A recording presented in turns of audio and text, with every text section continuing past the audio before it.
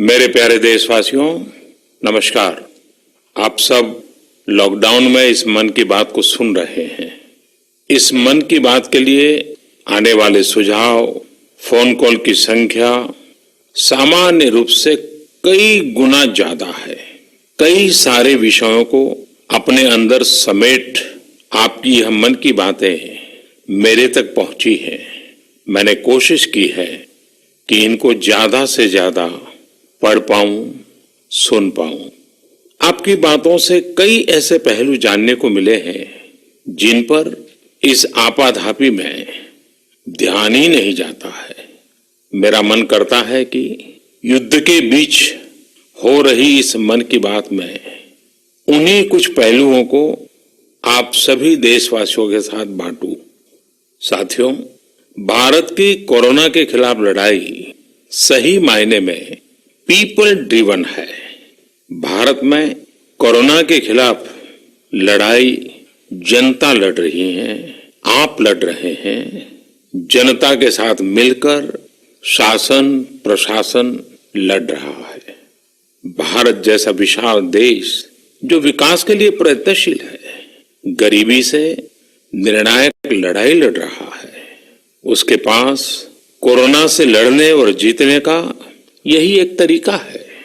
और हम भाग्यशाली हैं कि आज पूरा देश का हर नागरिक, जन जन इस लड़ाई का सिपाही है, लड़ाई का नेतृत्व कर रहा है।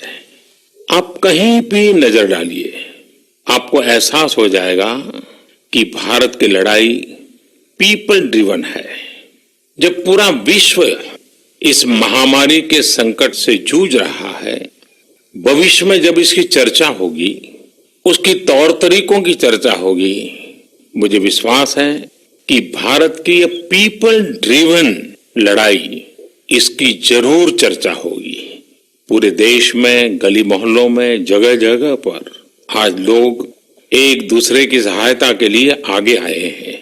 गरीबों के लिए खाने से लेकर राशन की व्यवस्था हो, लॉकडाउन का पालन हो, अस्पतालों की व्यवस्था हो, मेडिकल इक्विपमेंट का देश में ही निर्माण हो। आज पूरा देश एक लक्ष्य, एक दिशा, साथ साथ चल रहा है।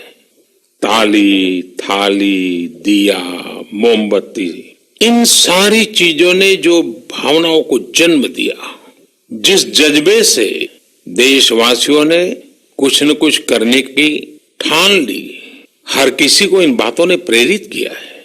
शहर हो या गांव, ऐसा लग रहा है जैसे देश में एक बहुत बड़ा महायज्ञ चल रहा है, जिसमें हर कोई अपना योगदान देने के लिए आतुर है।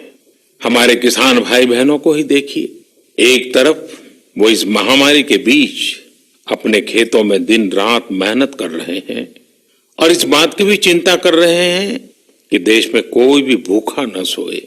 हर कोई अपने सामर्थ्य के हिसाब से इस लड़ाई को लड़ रहा है। कोई किराया माफ कर रहा है, तो कोई अपनी पूरी पेंशन या पुरस्कार में मिली राशि को पीएम कैश में जमा करा रहा है। कोई खेत की सारी सब्जियां दान दे रहा है, तो कोई हर रोज सैकड़ों गरीबों को मुफ्त भोजन करा रहा है। कोई मास्क बना रहा है। कहीं हमारे मजदूर भाई बहन क्वारंटीन में रहते हुए जिस स्कूल में रह रहे हैं, उसकी रंगाई पुताई कर रहे हैं। साथियों, दूसरों की मदद के लिए आपके भीतर हृदय की किसी कोने में जो ये उमड़ता घुमड़ता भाव है ना,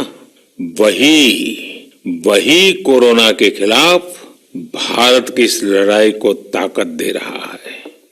वही इस लड़ाई को सच्चे मायने में पीपल ड्रिवन बना रहा है। और हमने देखा है पिछले कुछ साल में हमारे देश में यह मिजाज बना है, निरंतर मजबूत होता रहा है। चाहे करोड़ों लोगों का गैस सब्सिडी छोड़ना हो, लाखों सीनियर सिटीजन का रेलवे सब्सिडी छोड़ना हो, स्वच्छ भारत अभियान का नेतृत्व लेना हो, टॉयलेट बनाने हो, अनगिनत बातें ऐसी है। इन सारी बातों से पता चलता है हम सबको एक मन, एक मजबूत धागे से पिरो दिया है। एक होकर देश के लिए कुछ करने की प्रेरणा दी है। मेरे प्यारे देशवासियों, मैं पूरी नम्रता पूर्वक, बहुत ही आदर के साथ आज 130 करोड़ देशवासियों की इस भावना को सर झुका करके नमन करता हूं। आप अपनी भावना के अनुरूप देश के लिए अपनी रुचि के हिसाब से अपने समय के अनुसार कुछ कर सके, इसके लिए सरकार ने एक डिजिटल प्लेटफॉर्म भी तैयार किया है। ये प्लेटफॉर्म है covidwarriors.gov.in। मैं दोबारा बोलता हूं, covidwarriors.gov.in। सरकार ने इस प्लेटफॉर्म के माध्यम से तमाम सामाजिक संस्थाओं के वॉलेंटियर्स, सिविल सोसाइटी के प्रतिनिधि और स्थानीय प्रशासन को एक दूसरे से जोड़ दिया है। बहुत ही कम समय में इस पोर्टल से 1.25 करोड़ लोग जुड़ चुके हैं। इनमें डॉक्टर, नर्सिस से लेकर हमारी आशा, एएनएम बहनें, हमारे एनसीसी, एनएसएस के साथी, अलग अलग फील्ड के तमाम प्रोफेशनल्स, उन्होंने इस प्लेटफॉर्म को अपना प्लेटफॉर्म बना लिया है। ये लोग स्थानीय स्तर पर क्राइसिस मैनेजमेंट प्लान बनाने वालों में और उसकी पूर्ति में भी बहुत मदद कर रहे हैं।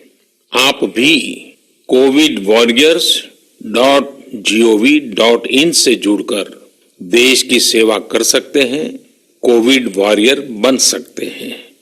साथियों, हर मुश्किल हालात, हर लड़ाई कुछ न कुछ सबक देती है, कुछ न कुछ सिखा करके जाती है, सीख देती है, कुछ संभावनाओं के मार्ग बनाती है और कुछ नई मंजिलों की दिशा भी देती है।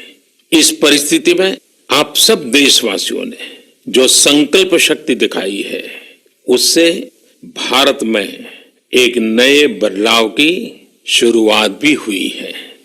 हमारे बिजनेस, हमारे दफ्तर, हमारे शिक्षण संस्थान, हमारा मेडिकल सेक्टर, हर कोई तेजी से नए तकनीकी बदलावों की तरफ भी बढ़ रहे हैं। टेक्नोलॉजी के फ्रंट पर तो वाकई ऐसा लग रहा है कि देश का हर इनोवेटर नई परिस्थितियों के मुताबिक कुछ न कुछ नया निर्माण कर रहा है। साथियों, देश जब एक टीम बनकर के काम करता है, तब क्या कुछ होता है, ये हम अनुभव कर रहे हैं। आज केंद्र सरकार हो, राज्य सरकार हो, इनका हर एक विभाग और संस्थान राहत के लिए मिलजुल करके पूरी स्पीड से काम कर रहे हैं। हमारे एविएशन सेक्टर में काम कर रहे लोग हों, रेलवे कर्मचारी हो, ये दिन रात मेहनत कर रहे हैं ताकि देशवासियों को कम से कम समस्या हो। आप में से शायद बहुत लोगों को मालूम होगा कि देश के हर हिस्से में दवाइयों को पहुंचाने के लिए लाइफलाइन उड़ान नाम से एक विशेष अभियान चल रहा है। हमारे इन साथियों ने इतने कम समय में देश के भीतर ही 3 लाख किलोमीटर की हवाई उड़ान भरी है और 500 टन से अधिक मेडिकल सामग्री देश के कोने कोने में आप तक पहुंचाया है। इसी तरह रेलवे के साथ ही लॉकडाउन में भी लगातार मेहनत कर रहे हैं ताकि देश के आम लोगों को जरूरी वस्तुओं की कमी न हो। इस काम के लिए भारतीय रेलवे करीब करीब 60 से अधिक रेल मार्ग पर 100 से भी ज्यादा पार्सल ट्रेन चला रही है। इसी तरह दवाओं की आपूर्ति में हमारे डाक विभाग के लोग बहुत अहम भूमिका निभा रहे हैं। हमारे ये सभी साथी सच्चे अर्थ में कोरोना के वॉरियर ही हैं। साथियों, प्रधानमंत्री गरीब कल्याण पैकेज के तहत गरीबों के अकाउंट में पैसे सीधे ट्रांसफर किए जा रहे हैं। वृद्धावस्था पेंशन जारी की गई है। गरीबों को 3 महीने के मुफ्त गैस सिलेंडर, राशन जैसी सुविधाएं भी दी जा रही हैं। इन सब कामों में सरकार के अलग अलग विभागों के लोग, बैंकिंग सेक्टर के लोग एक टीम की तरह दिन रात काम कर रहे हैं और मैं हमारे देश की राज्य सरकारों की भी इस बात के लिए प्रशंसा करूंगा कि वो इस महामारी से निपटने में बहुत सक्रिय भूमिका निभा रही है। स्थानीय प्रशासन, राज्य सरकारें जो जिम्मेदारी निभा रही हैं, उसकी कोरोना के खिलाफ लड़ाई में बहुत बड़ी भूमिका है। उनका ये परिश्रम बहुत प्रशंसनीय है। मेरे प्यारे देशवासियों, देश भर से स्वास्थ्य सेवाओं से जुड़े लोगों ने अभी हाल ही में जो अध्यादेश लाया गया है उस पर अपना संतोष व्यक्त किया है। इस अध्यादेश में कोरोना वॉरियर्स के साथ हिंसा, उत्पीड़न और उन्हें किसी रूप में चोट पहुंचाने वालों के खिलाफ बेहद सख्त सजा का प्रावधान किया गया है। हमारे doctor, nurses, paramedical staff, community health workers और ऐसे सभी लोग जो देश को कोरोना मुक्त बनाने में दिन रात जुटे हुए हैं, उनकी रक्षा करने के लिए ये कदम बहुत जरूरी था। मेरे प्यारे देशवासियों, हम सब अनुभव कर रहे हैं कि महामारी के खिलाफ इस लड़ाई के दौरान हमें अपने जीवन को, समाज को, हमारे आसपास हो रही घटनाओं को एक फ्रेश नजरिए से देखने का अवसर भी मिला है। समाज के नजरिए में भी व्यापक बदलाव आया है। आज अपने जीवन से जुड़े हर व्यक्ति की अहमियत का हमें आभास हो रहा है। हमारे घर में काम करने वाले लोग हो, हमारी जरूरतों को पूरा करने के लिए काम करने वाले हमारे सामान्य कामगार हो, पड़ोस की दुकानों में काम करने वाले लोग हो, इन सब की कितनी बड़ी भूमिका है, हमें यह अनुभव हो रहा है।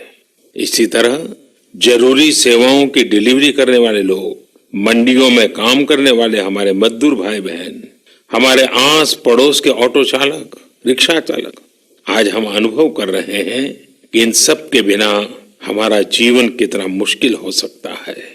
आजकल सोशल मीडिया में हम सब लोग लगातार देख रहे हैं कि लॉकडाउन के दौरान लोग अपने इन साथियों को न सिर्फ याद कर रहे हैं, उनकी जरूरतों का ध्यान रख रहे हैं, बल्कि उनके बारे में बहुत सम्मान से लिख भी रहे हैं। आज देश के हर कोने से ऐसी तस्वीरें आ रही हैं कि लोग सफाई कर्मियों पर पुष्प वर्षा कर रहे हैं। पहले उनके काम को संभवतः आप भी कभी नोटिस नहीं करते थे। डॉक्टर हो, सफाई कर्मी हो, अन्य सेवा करने वाले लोग हो, इतना ही नहीं, हमारी पुलिस व्यवस्था को लेकर भी आम लोगों के सोच में काफी बदलाव हुआ है। पहले पुलिस के विषय में सोचते ही नकारात्मकता के सिवाय हमें कुछ नजर नहीं आता था। हमारे पुलिसकर्मी आज गरीबों, जरूरतमंदों को खाना पहुंचा रहे हैं, दवा पहुंचा रहे हैं। जिस तरह से हर मदद के लिए पुलिस सामने आ रही है, इससे पुलिसिंग का मानवीय और संवेदनशील पक्ष हमारे सामने उभर करके आया है, हमारे मन को झकझोर दिया है, हमारे दिल को छू लिया है। एक ऐसा अवसर है जिसमें आम लोग पुलिस से भावात्मक तरीके से जुड़ रहे हैं। हमारे पुलिस कर्मियों ने इसे जनता की सेवा के एक अवसर के रूप में लिया है और मुझे पूरा विश्वास है इन घटनाओं से आने वाले समय में सच्चे अर्थ में बहुत ही सकारात्मक बदलाव आ सकता है और हम सब ने इस सकारात्मकता को कभी भी नकारात्मकता के रंग से रंगना नहीं है। साथियों, हम अक्सर सुनते हैं प्रकृति, विकृति और संस्कृति। इन शब्दों को एक साथ देखें और इसके पीछे के भाव को देखें तो आपको जीवन को समझने का भी एक नया द्वार खुलता हुआ दिखेगा। अगर मानव प्रकृति की चर्चा करें तो ये मेरा है, मैं इसका उपयोग करता हूं। इसको और इस भावना को बहुत स्वाभाविक माना जाता है, किसी को इसमें कोई ऐतराज नहीं होता। इसे हम प्रकृति कह सकते हैं। लेकिन जो मेरा नहीं है, जिस पर मेरा हक नहीं है, उसे मैं दूसरे से छीन लेता हूं, उसे छीनकर उपयोग में लाता हूं तो हम इसे विकृति कह सकते हैं। इन दोनों से परे, प्रकृति और विकृति से ऊपर जब कोई संस्कारित मन सोचता है या व्यवहार करता है तो हमें संस्कृति नजर आती है। जब कोई अपने हक की चीज, अपनी मेहनत से कमाई चीज, अपने लिए जरूरी चीज कम हो या अधिक, इसकी परवाह किए बिना किसी व्यक्ति की जरूरत को देखते हुए खुद की चिंता छोड़कर अपने हक के हिस्से को बांट करके किसी दूसरे की जरूरत पूरी करता है, वही तो संस्कृति है। साथियों, जब कसौटी का काल होता है तब इन गुणों का परीक्षण होता है। आपने पिछले दिनों देखा होगा कि भारत ने अपने संस्कारों के अनुरूप, हमारी सोच के अनुरूप, हमारी संस्कृति का निर्वहन करते हुए कुछ फैसले लिए। संकट की इस घड़ी में दुनिया के लिए भी, समृद्ध देशों के लिए भी दवाइयों का संकट बहुत ज्यादा रहा है। एक ऐसा समय है कि अगर भारत दुनिया को दवाइयां न भी दे तो कोई भारत को दोषी नहीं मानता। हर देश समझ रहा है कि भारत के लिए भी उसकी प्राथमिकता अपने नागरिकों का जीवन बचाना है। लेकिन साथियों, भारत ने प्रकृति विकृति की सोच से परे होकर फैसला लिया। भारत ने अपनी संस्कृति के अनुरूप फैसला लिया। हमने भारत की आवश्यकताओं के लिए जो करना था उसका प्रयास तो बढ़ाया ही, लेकिन दुनिया भर से आ रही मानवता की रक्षा की पुकार पर भी पूरा ध्यान दिया। हमने विश्व के हर जरूरतमंद तक दवाइयों को पहुंचाने का बीड़ा उठाया और मानवता के इस काम को करके दिखाया। आज जब मेरी अनेक देशों के राष्ट्राध्यक्षों से फोन पर बात होती है तो भारत की जनता का आभार जरूर व्यक्त करते हैं। जब वो लोग कहते हैं thank you India, thank you people of India, तो देश के लिए गर्व और बढ़ जाता है। इसी तरह इस समय दुनिया भर में भारत के आयुर्वेद और योग के महत्व को भी लोग बड़े विशिष्ट भाव से देख रहे हैं। सोशल मीडिया पर देखिए, हर तरफ इम्यूनिटी बढ़ाने के लिए किस तरह से भारत के आयुर्वेद और योग की चर्चा हो रही है। कोरोना की दृष्टि से आयुष मंत्रालय ने इम्यूनिटी बढ़ाने के लिए जो प्रोटोकॉल दिया था, मुझे विश्वास है कि आप लोग इसका प्रयोग जरूर कर रहे होंगे।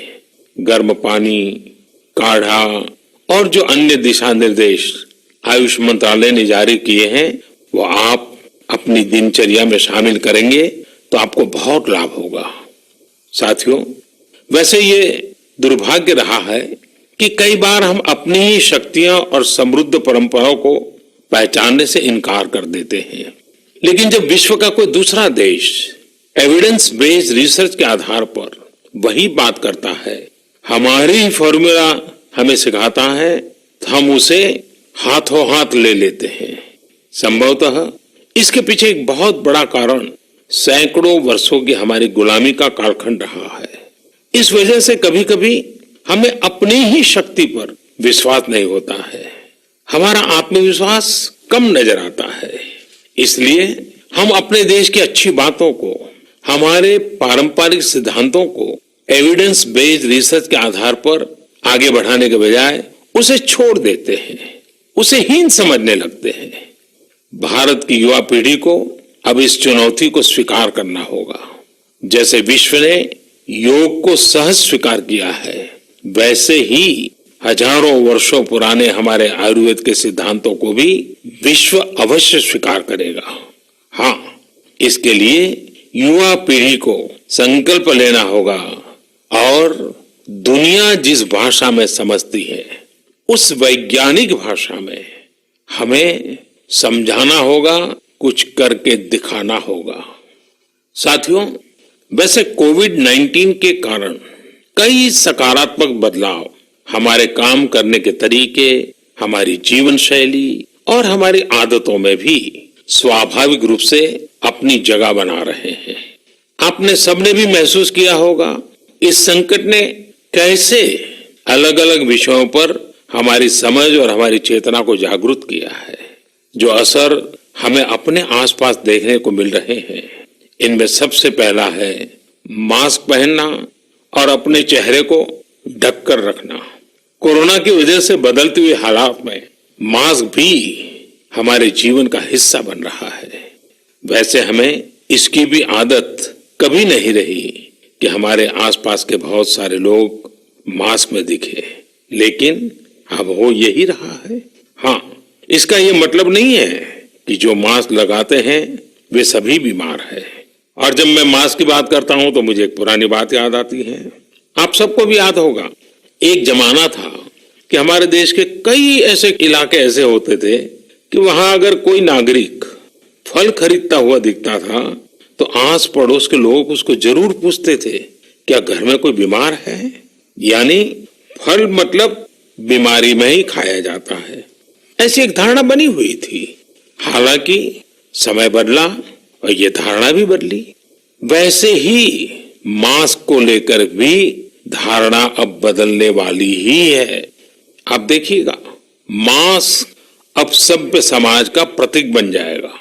अगर बीमारी से खुद को बचना है और दूसरों को भी बचाना है तो आपको मास्क लगाना पड़ेगा। और मेरा तो सिंपल सुझाव रहता है, गमछा मुंह ढकना है। साथियों, हमारे समाज में एक और बड़ी जागरूकता ये आई है कि अब सभी लोग ये समझ रहे हैं कि सार्वजनिक स्थानों पर थूकने के क्या नुकसान हो सकते हैं। यहां वहां कहीं पर भी थूक देना गलत आदतों का हिस्सा बना हुआ था। ये स्वच्छता और स्वास्थ्य को गंभीर चुनौती भी देता था। वैसे एक तरह से देखें तो हम हमेशा इस बुरी आदत को हमेशा हमेशा के लिए खत्म कर दिया जाए। कहते भी हैं कि बेटर लेट देन नेवर। तो देर भले हो गई हो, लेकिन अब ये थूकने की आदत छोड़ देनी चाहिए। ये बातें जहां बेसिक हाइजीन का स्तर बढ़ाएंगी, वहीं कोरोना संक्रमण को फैलने से रोकने में भी मदद करेगी। मेरे प्यारे देशवासियों, ये सुखद संयोग ही है कि आज जब आपसे मैं मन की बात कर रहा हूं तो अक्षय तृतीया का पवित्र पर्व भी है। साथियों, क्षय का अर्थ होता है विनाश, लेकिन जो कभी नष्ट नहीं हो, जो कभी समाप्त नहीं हो, वो अक्षय है। अपने घरों में हम सब इस पर्व को हर साल मनाते हैं, लेकिन इस साल हमारे लिए इसका विशेष महत्व है। आज के कठिन समय में यह एक ऐसा दिन है जो हमें याद दिलाता है कि हमारी आत्मा, हमारी भावना अक्षय है। यह दिन हमें याद दिलाता है कि चाहे कितनी भी कठिनाइयां रास्ता रोके, चाहे कितनी भी आपदाएं आए, चाहे कितनी भी बीमारियों का सामना करना पड़े, इनसे लड़ने और जूझने की मानवीय भावनाएं अक्षय है। माना जाता है कि यही वो दिन है जिस दिन भगवान श्री कृष्ण और भगवान सूर्यदेव के आशीर्वाद से पांडवों को अक्षय पात्र मिला था। अक्षय पात्र यानी एक ऐसा बर्तन जिसमें भोजन कभी समाप्त नहीं होता है। हमारे अन्नदाता किसान हर परिस्थिति में देश के लिए, हम सब के लिए इसी भावना से परिश्रम करते हैं। इन्हीं के परिश्रम से आज हम सब के लिए, गरीबों के लिए देश के पास अक्षय अन्न भंडार है। इस अक्षय तृतीया पर हमें अपने पर्यावरण, जंगल, नदियां और पूरे इकोसिस्टम के संरक्षण के बारे में भी सोचना चाहिए, जो हमारे जीवन में महत्वपूर्ण भूमिका निभाते हैं। अगर हम अक्षय रहना चाहते हैं तो हमें पहले यह सुनिश्चित करना होगा कि हमारी धरती अक्षय रहे।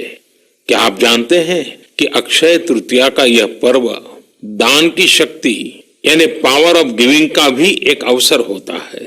हम हृदय की भावना से जो कुछ भी देते हैं, वास्तव में महत्व उसी का होता है। यह बात महत्वपूर्ण नहीं है कि हम क्या देते हैं और कितना देते हैं।